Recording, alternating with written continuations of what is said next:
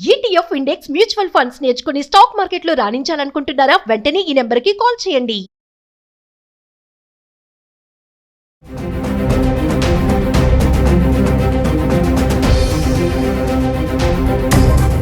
నమస్తే, welcome back to Suman TV. ఢిల్లీలో red fort ఎదురుగా జరిగినటువంటి బ్లాస్ట్లో అనేక మంది చనిపోవడం మనం చూసాము.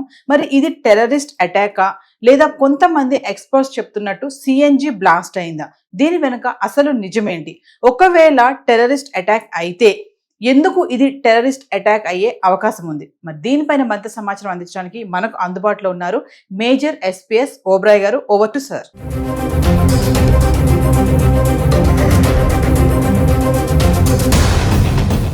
అందరికీ జై హింద్. నిన్న జరిగిన ఢిల్లీ ఎయిర్పోర్ట్లో ఒక టెక్నికల్ గ్లిచ్ అని అన్నారు, కానీ అది టెక్నికల్ గ్లిచ్ కాదు, ఒక సైబర్ అటాక్ అని చెప్పేసి ఇలా న్యూస్ బయటకు వస్తుంది. అంటే మన ఢిల్లీ ఎయిర్పోర్ట్ని సైబర్ స్పేస్ వాడుతూ దాని మీద అటాక్ చేయడం జరిగింది.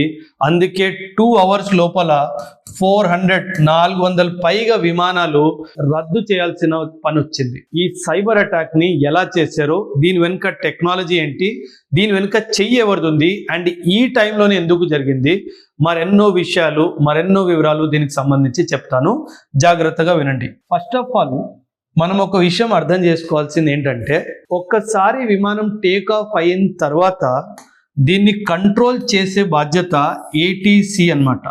ఏటీసీ అంటే ఏంటి? Air traffic control unit. దీన్ని ఫ్లైట్ ఇన్ ఎయిర్ అని అంటారు.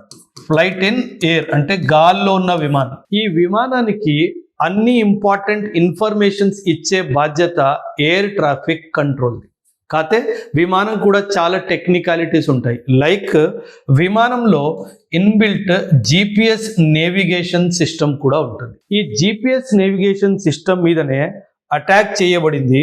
అసలు ఈ అటాక్ ఏంటి, దీనివల్ల ఇబ్బందులు ఏమొస్తాయి, దీన్ని మ్యాప్ సహాయంతో నేను ఎక్స్ప్లెయిన్ చేయడానికి ట్రై చేస్తాను, వినండి. ఫస్ట్ ఆఫ్ ఆల్, ఎప్పుడైనా సరే మనం నార్మల్ కార్లోనో బైక్లోనో రోడ్డు మీద వెళ్తున్నప్పుడు జిపిఎస్ పెట్టుకుంటాం. జిపిఎస్లో చాలా ఇన్ఫర్మేషన్ ఇచ్చేది కేటగిరీస్లో ఉంటాయి. ఒకటి సివిలియన్ యూజ్ అంటారు, ఇంకోటి military grade are army grade అలా అంటారు. సివిలియన్లో కూడా ఏవియేషన్ అయితే హైయెస్ట్ అక్యురసీ జిపిఎస్ డేటా దొరుకుతుంది. ఇన్ఫ్యాక్ట్ జిపిఎస్ అక్యురసీని 8 టైప్స్లో విభజించడం జరుగుతుంది. అండ్ నిన్న ఢిల్లీ ఎయిర్పోర్ట్లో దగ్గరలో ఉన్న విమానాలకి దొరుకుతున్న జిపిఎస్ డేటా 0 టైప్లో వచ్చింది. అంటే least reliable 0 type GPS data అంటే కొన్ని 100 కిలోమీటర్ల తప్పు డేటా చూపించే అవకాశం ఉంది అని. మన మొబైల్స్ మనం చూస్తాం కదా, మన మొబైల్లో వచ్చే జిపిఎస్ డేటా 16 మీటర్స్ అక్యురసీ ఇస్తుంది. అంటే 16 మీటర్లు అక్యురసీతో ఇస్తుంది. కానీ ఏవియేషన్లో విమానాలకు మాత్రము less-than 1 మీటర్ అక్యురసీలో ఇన్ఫర్మేషన్ ఇవ్వడం జరుగుతుంది. సో అంత ఫుల్ ప్రూఫ్గా జిపిఎస్ ఇన్ఫర్మేషన్ ప్రొవైడ్ చేస్తుంది.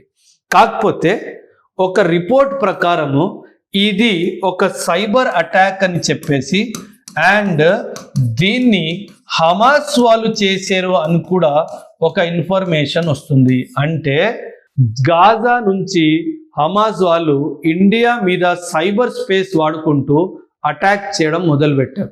ఖచ్చితంగా దీని వెనుక పాకిస్తాన్ చెయ్యి ఉండే తీరుతుంది. ఎందుకంటే వీళ్ళకి, మన ఇంటెలిజెన్స్ ఏజెన్సీస్కి కొన్ని 19 ల్యాప్టాప్స్ దొరికాయి, ఎయిర్పోర్ట్ ప్రాంగణంలో 40 మొబైల్ ఫోన్స్ దొరికాయి, మరి ఎన్నో టెక్నికల్ డివైజెస్ దొరికాయి అని చెప్పేసి కూడా ఒక న్యూస్ రావడం జరుగుతుంది. అండ్ వీళ్ళు ఏం చేశారంటే, వీళ్ళు జిపిఎస్ స్పూఫింగ్ చేశారు. ఏం చేశారు? GPS spoofing.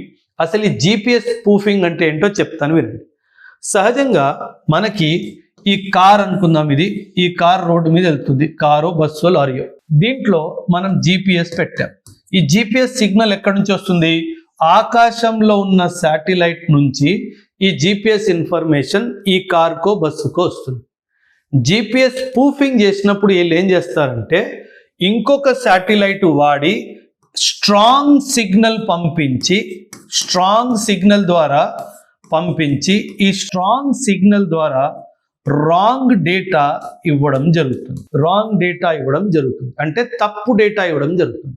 ఇప్పుడు ఈ జిపిఎస్ మెషిన్ ఏదైతే కార్లోనో బస్సులోనో ఉందో ఆ జిపిఎస్ వస్తున్న డేటాని నమ్ముతుంది. ఎందుకంటే ఇది నేను జిపిఎస్ ఆన్ చేస్తే వచ్చింది కాబట్టి దాన్ని కరెక్ట్ డేటా అనుకుంటుంది. ఇది భూమి పైన కాబట్టి మనకి ఏదో విధంగా దారులు తెలిసి ఉంటాయి కాబట్టి అరే ఇది తప్పు చూపిస్తుంది అని చెప్పేసి మనం ఎవరినో అడుగుతూ వెళ్ళడం జరుగుతుంది.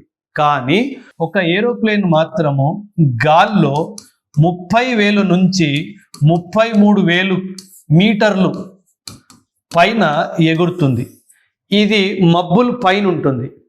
ఆ మబ్బుల పైన ఉండడం వల్ల కింద భూమి ఏమీ కనిపించదు కాబట్టి వాళ్ళు ఏ దిశలో వెళ్తున్నారో కేవలం జిపిఎస్ ఇచ్చే డేటాను ఆధారం బట్టి వాళ్ళు మ్యాప్ సెట్టింగ్ చేసుకుంటూ వెళ్ళిపోతారు. ఇమాజిన్ మీరు ఢిల్లీ నుంచో లేదా బెంగళూరు నుంచో అమృత్సర్లో దిగాలి అని చెప్పేసి బెంగళూరు నుంచి అమృత్సర్ వెళ్ళాలి అని చెప్పేసి మీరు ఫ్లైట్ తీసుకున్నారు.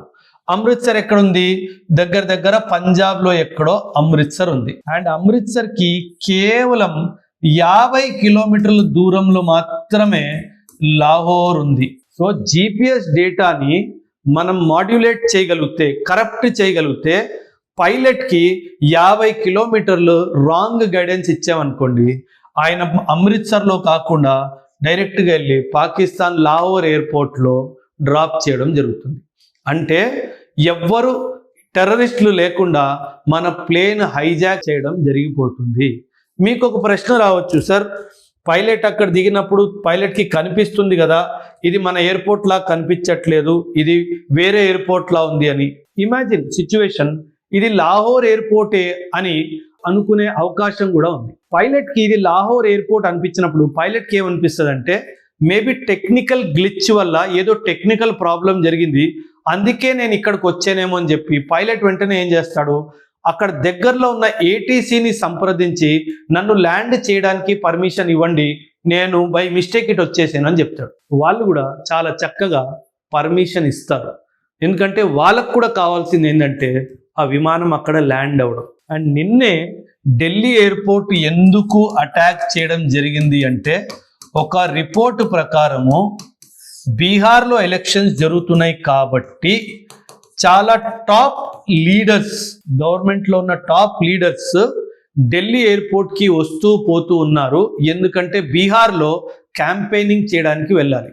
ఇందులో మోదీ గారు కానీ, అమిత్ షా గారు కానీ, అండ్ అదేవిధంగా అజిత్ దోవల్ గారు కానీ, వీళ్ళ ముగ్గురులో ఎవరో ఒకరు ఖచ్చితంగా ఆ రోజు ఢిల్లీ నుంచి బీహార్కి వెళ్ళడం ఖచ్చితంగా it was a planned moment అనమాట. సో వీళ్ళు ఏంటంటే పైలట్ని మనం గురి తప్పించి ఇండియా నుంచి పాకిస్తాన్కి విమానం వెళ్ళిపోయేలా చేయాలి. అంటే ఏంటంటే సింపుల్గా it was actually A hijack attempt అంటున్నారు.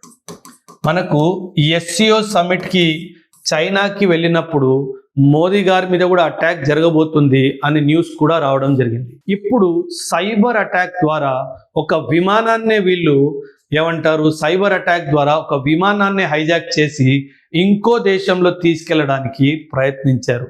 It was an attempt to hijack either of the top leaders of our country. అందుకే ఇమీడియట్గా అన్ని విమానాలని రద్దు చేయడం జరిగింది. అండ్ మొత్తం డీబగ్ చేస్తే అర్థమైంది ఏంటంటే ఇది ఒక టెక్నికల్ గ్లిచ్ కాదు, సైబర్ అటాక్ జరిగింది. అండ్ సైబర్ అటాక్ వెనుక ఉద్దేశము ఖచ్చితంగా వీళ్ళల్లో ఎవరినో హైజాక్ చేయడం అని. ఎందుకంటే ఇది చేస్తే గనక ఖచ్చితంగా బీహార్ ఎలక్షన్స్ క్యాంపెయినింగ్లో డిస్టర్బెన్స్ వస్తుంది. అండ్ ఈ డిస్టర్బెన్స్ ఎవరికి ఎలా సపోర్ట్ ప్రొవైడ్ చేస్తుందో ఆ విషయం నాకు అంతగా అవగాహన లేదు. కానీ ఖచ్చితంగా ఎలక్షన్స్ మాత్రము రిజల్ట్ మాత్రం డిస్టర్బ్ అవుతుంది. సో ఒక చాలా పెద్ద ఇన్సిడెంట్ని మనం తప్పించుకున్నాము అని చెప్పేసి ఎక్స్పర్ట్స్ చెప్తున్నారు. చూడండి, పాకిస్తాన్ ఒకవైపు మనకి సీజ్ ఫైర్ అని మాట, ఆపరేషన్ సింధూర్ జరుగుతున్నప్పుడు సీజ్ ఫైర్ అనే మాట వచ్చింది. కానీ సీజ్ ఫైర్ ఇచ్చిన తర్వాత ఇప్పటిదాకా ఒక్క పాజిటివ్ స్టెప్ కూడా తీసుకోలేదు. మన రిలేషన్స్లో టెర్రరిస్ట్కి సపోర్ట్ ఇస్తూనే ఉంది. ఆసిమ్ మునీర్ ఎక్కడ పడితే అక్కడ తిరుగుతున్నాడు. మన దేశం పట్ల ఇస్తున్న స్టేట్మెంట్స్ మనం అన్నీ చూస్తున్నాము. అండ్ అదే కాకుండా ఇప్పుడు కొత్తగా సైబర్ ద్వారా మన దేశంపై అటాక్ చేయడానికి చూస్తున్నారు. అండ్ రిపోర్ట్ ప్రకారం హమాసే చేస్తుందంటే మాత్రం ఖచ్చితంగా దీని వెనక ఒకవైపు సౌదీ అరేబియా కానీ ఇంకోవైపు టర్కీ కానీ or for that matter Pakistan కానీ ఖచ్చితంగా సపోర్ట్ ఇవ్వడం జరుగుతుంది. సో మనం అందరము జాగ్రత్తగా ఉండాల్సిన అవసరం ఉంది. సైబర్ అటాక్ ద్వారా మిమ్మల్ని కూడా టార్గెట్ చేసే అవకాశం ఉంది. సో అందరూ చాలా చాలా జాగ్రత్తగా ఉండండి. సో ఇలా మన దేశ లీడర్స్ పై ఇలా చేస్తున్న అటాక్స్ పై మీ అభిప్రాయం ఖచ్చితంగా కామెంట్స్లో తెలియజేయండి. థ్యాంక్ యూ అండ్ జై.